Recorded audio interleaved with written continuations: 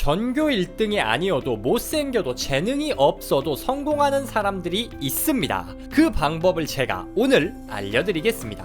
우리는 성공하려면 1등이 되어야 한다고 생각합니다. 입시 위주의 경쟁 교육을 받다 보니 생긴 부작용이라고 할 수 있겠죠. 물론 1등들은 성공하는 경우가 많습니다. 그리고 그 1등 중에 상당수는 압도적인 재능을 타고나는 경우도 있습니다. 이들이 성공하는 건 어쩔 수가 없습니다. 그냥 현실로 받아들여야 하는 거죠. 그런데 여기까지는 문제가 안 되는데 문제는 언제 생기냐? 천재가 아닌 사람이 성공하고 싶다고 말할 때 생깁니다. 그 말하는 것 자체가 문제가 아니라 누군가 재능이 없고 천재가 아닌데 성공하고 싶다 하면 대부분의 사람들은 비웃습니다. 다른 사람이 비웃는 것뿐만 아니라 스스로 비웃는 경우도 많아요. 야, 내까짓 게 뭘, 이렇게 생각하는 경우가 많습니다. 그런데 이 비웃음을 뚫어내고 성공하는 사람들이 세상에는 분명히 존재합니다. 오늘은 그 사람들의 비밀을 더 시스템이라는 책을 참고해서 소개해 드리도록 하겠습니다. 바로 시작합니다. 천재가 아님에도 비웃음을 사면서도 성공하는 사람들의 비밀은 뭐냐? 한마디 키워드로 정리할 수 있습니다. 그건 바로 결합입니다. 책에서는 이렇게 말합니다. 성공에 관해서는 한 가지에서 탁월한 것보다는 두 가지 보완적인 기술에서 적당히 잘하는 편이 낫다. 한 분야에서 특출난 탁월한 능력을 발휘해서 성공하는 건 천재들의 영역인 경우가 많습니다. 물론 노력도 중요하지만 재능 있는 사람이 노력까지 하면 이기기 쉽지 않겠죠. 그런데 이런 천재들의 게임을 하지 않고도 성공할 수 있는 방법이 있습니다. 즉, 일반인의 영역이 존재합니다. 그 영역이 바로 결합입니다. 여러 개의 유용한 스킬, 능력을 결합하면 천재 못지않은, 때로는 천재를 이기는 정도의 성공을 할 수가 있다는 겁니다. 아, 여러 능력을 결합하면 되는구나, 아무거나 결합하면 되겠네 싶을 수 있는데 물론 그건 아니겠죠. 세상에는 간혹 진짜 아무짝에도 쓸모없는 능력이 있을 수도 있습니다. 물론 대부분의 능력은 쓸모가 있지만요. 그렇지만 익혔을 때 조금 더 도움이 될 확률이 높은, 사회에서 인정받기 쉬운 영역과 능력들은 분명히 존재합니다. 더 시스템에서는 그런 능력들을 정리해서 알려줍니다. 사람 앞에서 말하기, 심리학, 글쓰기, 회계, 디자인, 화술, 수줍음 극복, 제2외국어, 골프, 설득력, 결단력, 에너지, 또라이 기질, 테크, 발성 능력입니다. 물론 이런 능력들만 중요하다는 건 아닙니다. 그러나 방금 제가 말씀드린 능력 중 몇몇을 갖추면 사회에서 성공할 확률이 굉장히 높다는 거죠. 이런 여러 가지 능력을 섞으면 어떤 결과가 발생하냐, 여러분이 다 아는 분으로 설명을 해보도록 하겠습니다. 심리학자 김경일 교수님 아시죠? 정말 훌륭하신 심리학자고 훌륭하신 메신저입니다. 그런데 김경일 교수님이 우리나라 심리학 교수님 중에 가장 똑똑하신 분일까요? 가장 심리학 지식이 많은 분일까요? 제가 잘 모르지만 아마 아닐 확률이 높습니다. 왜냐? 세상에는 항상 특정 분야에 정말 말도 안 되는 미친 실력을 가지고 있는 또라이들이 존재하거든요. 그렇지만 우리는 심리학자 누구 알아? 라고 하면 김경일 교수님을 가장 먼저 떠올립니다. 왜냐? 교수님은 심리학 지식도 갖추셨지만 화술도 갖추셨기 때문이죠. 즉, 결합을 했더니 단순히 심리학 지식이 많은 사람들을 이기는 그런 성공을 할 수 있었다는 겁니다. 자기계발계에서 유명한 자청님은 어떠실까요? 자청님이 우리나라에서 글을 제일 잘 쓸까요? 말을 제일 잘할까요? 사업을 제일 잘할까요? 전부 다 아닙니다. 그렇지만 자청님은 적당한 글쓰기 능력, 말하기 능력, 심리학 지식, 이런 것들을 결합했더니 지금의 자기계발의 아이콘이 될 수 있던 겁니다. 경제 유튜버 슈카님은 어떨까요? 슈카님이 경제 지식을 대한민국에서 가장 많이 알고 계신 분이 아닙니다. 업계에 종사하며 쌓은 평균 이상의 경제 지식과 거기에 화술, 또라이 기질까지 섞었더니 200만이 넘는 유튜버가 될 수 있었던 거죠. 즉, 이렇게 사회에서 유용하다 인정받는 여러 가지 능력을 조금씩 갖추고 결합하면 압도적인 결과를 낼 수가 있습니다. 오히려 한 우물만 끝까지 파는 것보다 여러 능력을 적당히 길러서 결합하는 게 더 성공 확률이 높기도 합니다. 그렇다면 어떻게 해야 이러한 기술들을 키울 수 있을까요? 책에서 굉장히 여러 가지 능력들을 제시했지만 제가 개인적으로 생각하기에 가장 중요하다 생각되는 세 가지 능력 키우는 법을 알려드리도록 하겠습니다. 첫 번째, 사람 앞에서 말하기입니다. 대학 교수님들 중에 여러분이 아는 대한민국 국민 누구나 아는 사람들이 있습니다. 심리학 하면 김경일 교수님, 육아 하면 오은영 박사님, 과학 하면 정재승 교수님 등이죠. 이런 분들의 특징 전부 말을 잘하십니다. 1대1로 말하는 것뿐만 아니라 1대 다수로 사람들 앞에서 굉장히 말을 잘하십니다. 이런 분들이 유명해지고 성공할 수 있었던 이유가 뭐냐? 일단 말을 잘하면 대중에게, 수많은 사람들에게 나를 보일 수가 있죠. 사람들은 눈에 자주 보이는 사람을 기억하기 마련입니다. 말을 잘하면 사람들 앞에 설 기회가 많고, 사람들 앞에 자주 서다 보면 사람들이 특정 분야를 떠올렸을 때 저 사람 하고 떠올릴 수 있는 대명사화가 될 수 있습니다. 대명사화가 되면 그 시장에서 발생하는 이익을 독점하게 됩니다. 육아 관련된 시장이 뜰 때 가장 큰 수혜를 받으실 분은 오은영 박사님입니다. 왜냐? 육아 지식이 필요할 땐 가장 먼저 오은영 박사님 유튜브를 찾아보거나 오은영 박사님이 쓴 책을 읽을 것이기 때문이죠. 그렇기에 사람들 앞에서 말을 잘하면 그 분야의 대명사가 돼 성공할 확률이 굉장히 커집니다. 그럼 어떻게 해야 사람들 앞에서 말을 잘할 수 있을까요? 여러 가지 스킬이 있겠지만 한석준의 말하기 수업이라는 책에서는 가장 중요한 핵심 키워드를 제시합니다. 그건 바로 자신감입니다. 논리력이 조금 부족하더라도 자신감 넘치는 사람은 말을 잘해 보이기 마련입니다. 그러면 어떻게 해야 자신감을 키울 수 있냐? 가장 빠르고 좋은 방법은 칭찬입니다. 어릴 때부터 부모님이나 일가 친척에게 칭찬을 받으며 자란 아이는 자신감이 넘치기 마련입니다. 반대로 칭찬받지 못하고 구박받고 자란 아이는 자신감이 떨어질 확률이 높습니다.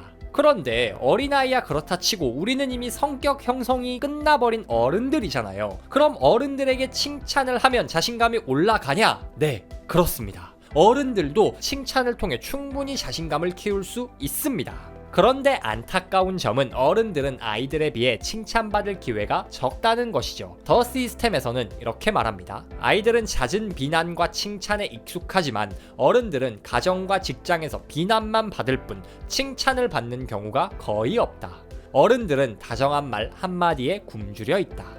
어른들은 칭찬 주고받기가 참 힘듭니다. 각자 자기 일하느라 바빠서 서로서로 칭찬해주지 않아요. 그렇다면 어떻게 성인이 칭찬을 받고 자신감을 키울 수 있냐? 가장 좋은 방법은 자기 자신을 칭찬해주는 겁니다. 다른 사람이 칭찬해줄 때까지 기다리는 게 아니라 내가 나 자신을 칭찬하는 거죠. 오늘 떨지 않고 말 끝까지 한 것만 해도 정말 잘했어. 오늘 말할 때 표정 좋았던 것 같아. 정말 잘했어 라고 스스로를 칭찬하면 자신감이 커집니다. 또 다른 방법은 내가 먼저 남을 칭찬하는 겁니다. 내가 주변 사람들을 칭찬하면 아마 처음에는 뭐야 뭐 잘못 먹었어? 왜 그래? 그럴 겁니다. 그렇지만 이 칭찬이 생활화가 되면 칭찬받는 사람이 가만히 받고만 있으면 좀 민망하잖아요. 그러니 역으로 나에게도 칭찬을 해줄 겁니다. 이런 식으로 칭찬을 자주 해서 자신감을 키우는 게 사람들 앞에서 말을 잘하게 되는 가장 확실한 방법입니다. 두 번째, 심리학입니다. 더 시스템에서는 심리학이 우리 일상에 어떤 영향을 미치는지를 구체적인 사례를 통해서 소개합니다. 가령 부동산 중개인들은 가장 안 좋은 집을 먼저 보여주는 경향이 있다고 합니다. 왜냐? 처음에 이 집 별론데 싶어 놔야 그 다음에 적당한 집을 보여줘도 괜찮네요 라고 구매할 확률이 올라가기 때문이라고 하죠. 우리가 물건을 구매할 때 가격에도 이 심리학 원칙이 적용되어 있습니다. 사람들은 그냥 10,000원이라고 써져 있는 것보다 원래 30,000원인데 할인해서 10,000원이라고 했을 때 더 구매할 확률이 높다고 합니다. 왜냐? 분명히 돈을 쓴 건데 이득 봤다는 기분이 들어서 더 쉽게 구매한다고 하죠. 이런 식으로 우리 일상 곳곳에는 심리학이 숨어 있습니다. 그리고 우리가 무슨 일을 하든 심리학 지식을 접목시키면 굉장히 큰 성과를 낼 확률이 올라갑니다. 그 이유가 뭘까요? 세상에는 좋고 나쁨을 평가하는 객관적인 기준이 없기 때문입니다. 책에서는 이렇게 말합니다. 질적 수준이 높다고 해서 반드시 성공하진 않으며 그 질적 수준은 무엇을 기준으로 하느냐에 따라 평가가 달라진다. 앞서 제가 사람들은 1등을 해야 성공할 수 있다고 생각한다는 말씀을 드렸습니다. 그런데 육상 경기처럼 기록으로 측정되는 분야라면 모를까 대부분의 분야는 객관적으로 좋고 나쁨을 평가하기가 힘듭니다. 가령 음식점을 간다고 생각해 볼게요. 음식점 중에 진짜 별로인 쓰레기 같은 집은 누구나 구분 가능합니다. 그런데 맛이 일정 수준 이상이 되면 어디가 더 맛있다라고 말하기가 상당히 힘듭니다. 그나마 같은 메뉴를 다루는 식당이라면 모를까 다른 메뉴를 취급하는 식당들은 상호 비교가 거의 불가능합니다. 그렇다면 누군가가 그 식당 어때? 맛있어, 괜찮아 라고 말할 때 기준이 뭐냐? 그 식당에서 느꼈던 감정입니다. 종업원이 얼마나 친절하게 서빙을 해줬나, 집주인이 얼마나 따뜻했나, 음식이 얼마나 특색 있었나 등 그 식당에서 밥을 먹을 때 느낀 경험, 그 경험에서 비롯된 감정을 통해서 우리는 수준을 판단한다는 거죠. 유튜브도 마찬가지입니다. 자기개발 채널들 정말 많죠. 그런데 누구나 야, 이 채널은 진짜 별로네 하는 채널들은 구분할 수 있습니다. 그런데 어느 정도 이상 수준이 된다 하는 말이 다 비슷합니다. 그런데 조회수, 구독자 수는 달라집니다. 왜냐? 각자 특색이 다르기 때문입니다. 여러분이 많이 좋아하시는 하와이 대저택님 생각해 볼까요? 하와이 대저택님은 특유의 신뢰감 있는 목소리와 진중함으로 콘텐츠를 만드십니다. 그러니 콘텐츠 보는 사람 누구나 야, 이 사람 뭐 있다 라는 생각을 심어주게 되죠. 그래서 하와이 대저택님이 일종의 마인드 전문가로 포지셔닝이 되는 겁니다. 자청님도 마찬가지입니다. 자청님도 콘텐츠에서 자주 강조하시는 게 심리학입니다. 심리학을 알면 이건 그냥 당연한 거예요 라는 식으로 강하게 말씀을 하십니다. 그러니 그 영상을 보는 사람들이 오, 맞네, 저 사람 뭐 좀 있나봐 라고 더 신뢰하게 되는 거죠. 그런데 하와이 대저택님이나 자청님이 말하는 내용을 똑같이 다른 채널에서 해도 조회수가 그만큼 안 나옵니다. 왜냐? 보는 사람들에게 이 사람 진짜 찐이다, 이 사람 정말 훌륭하다 라는 감정을 심어주지 못하기 때문이죠. 그리고 그런 감정은 어떻게 심을 수 있다? 심리학 지식을 알아야 섞을 수 있다는 겁니다. 그러니 여러분이 어떤 일을 하든 심리학을 공부하고 심리학적 요소를 섞어보세요. 똑같은 말을 하고 똑같은 물건을 팔아도 사람들이 훨씬 더 좋은 반응을 보인다는 걸 경험하실 수 있을 겁니다.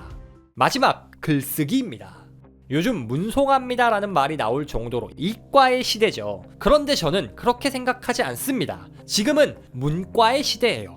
왜냐? 콘텐츠의 파급력이 높기 때문입니다. 그리고 그 콘텐츠들의 원형, 근본이 뭐냐? 바로 글쓰기입니다. 전문 지식이 아무리 많아도 그걸 잘 전달하지 못하는 사람들이 많습니다. 그런데 내가 아무리 뛰어나도 사람들이 알아주지 않으면 어떻게 돈을 벌고 어떻게 성공하겠어요? 그런데 글쓰기를 잘하면 더 많은 사람에게 시간과 공간을 뛰어넘어서 나의 지식과 노하우를 전할 수가 있습니다. 그러니 문과를 가라는 말이 아니라 글쓰기가 그만큼 중요하다는 거죠. 이과가 글쓰기 잘하면 그것도 엄청나게 좋습니다. 글쓰기를 하라 그래서 누구나 작가가 되고 크리에이터가 돼야 되는 건 아닙니다. 그냥 직장 생활을 해도 글쓰기는 정말 중요합니다. 내가 아무리 일을 잘해요. 그런데 보고서를 못 씁니다. 상사가 내가 일을 잘하는지 알 방법이 없습니다. 다른 사람들이 내가 얼마나 일을 잘하는지를 볼 수 있게는 해놔야 언젠가는 인정을 받지 않겠어요? 그렇다면 내 능력을 사람들에게 보여주는 가장 좋은 방법이 뭐다? 바로 글쓰기라는 거죠. 물론 말하기도 포함되지만 말하기는 영상으로 찍어놓지 않는 이상 사라집니다. 그런데 글은 영원히 남죠.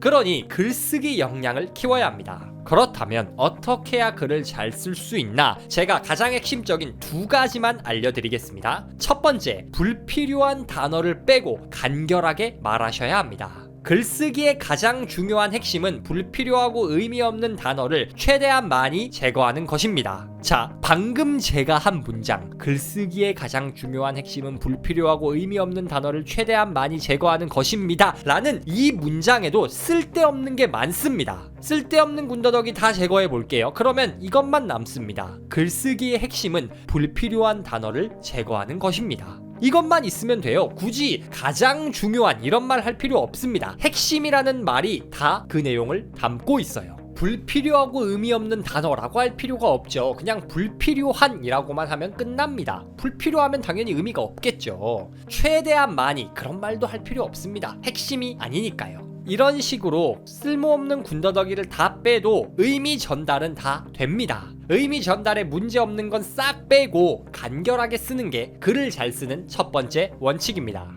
두 번째는 두괄식입니다. 글을 잘 쓰는 법에 대해서 말하거나 글을 쓴다면 시작할 때 여러분 글 잘 쓰고 싶으면 두괄식으로 쓰세요. 이렇게 먼저 핵심을 말하라는 겁니다. 가끔 사람들이 빌드업을 한다고 여러분 글을 잘 쓰는 데는 여러 가지 방법이 있잖아요. 그런데 그 중에서 가장 중요한 방법이 제 개인적인 생각에는 뭐냐면 이렇게 돌려서 가는 분들이 계세요. 근데 그것보다 여러분 두갈식으로 쓰셔야 합니다. 왜냐하면 이런 식으로 먼저 핵심을 던지고 그 다음 설명을 풀어나가는 게 더 강력하고 이해하기 좋은 글이 됩니다. 여러분이 어떤 일을 하든 여러분의 생각과 지식을 논리적이고 간결한 글로 쓸 수 있다. 그것만으로 여러분의 성공 확률은 몇 배가 올라갑니다.